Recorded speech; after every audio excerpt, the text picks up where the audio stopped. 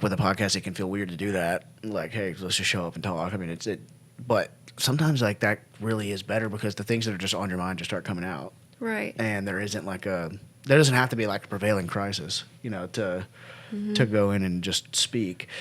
And it's very good for you, I think, too, because that person is objective, about as objective as a person could be, aside from the fact that you're paying them, which makes it seem, but at the same time, you're paying them, and I mean, I guess.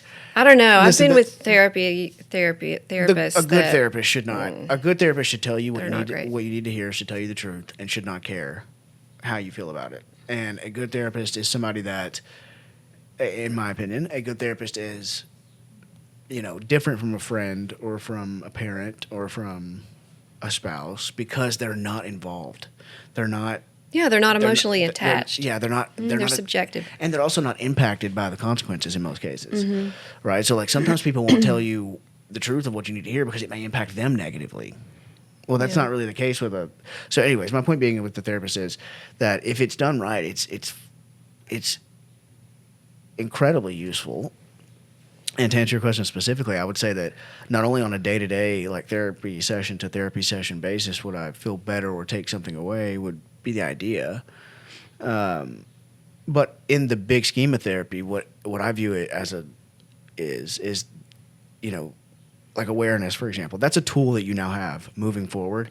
You don't need to be told again. You can sharpen that, and there's ways that we can deepen it. Obviously, you could talk about it forever. I mean, your entire life could be spent just on awareness, that topic alone. I have always been aware, but I've never. I've just like pushed it down.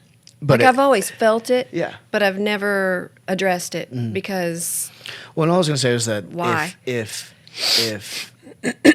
I don't think that it's necessary, and this is somebody who's a huge proponent of therapy. If therapy is working, you shouldn't have to be going to therapy the same amount all the time forever. Yeah.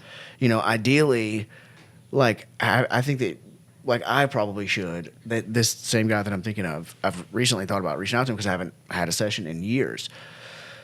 If I were to start having sessions with him right now, it would be to get me to a certain place, and then it would become like a check-in thing because I would be learning a set of tools and a set of skills on a day-to-day basis to address the things that I came in to talk about. Like, that's so if it's done right, not only do you feel better on a day-to-day basis, but I think it becomes like, I guess a good quote would be, or a good way to put it would be that if therapy is done right, it teaches you to not need therapy anymore.